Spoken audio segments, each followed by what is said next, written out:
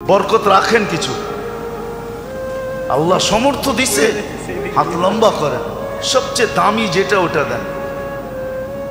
খেজুর নিজে খান 1200 টাকা কেজির, ঠিক না?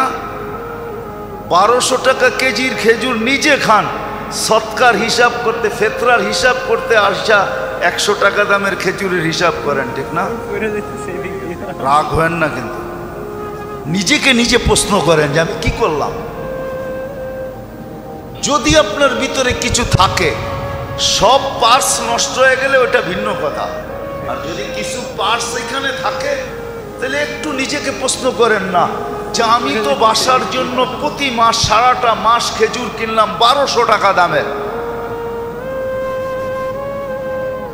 সুক্কারি কিনলাম 3 কেজি 1500-1600 টাকা দিয়া, আর ফেতরা দেওয়ার সময় আইসা হিসাব করতেছেন 120 টাকা খেজুর, কেজির খেজুর।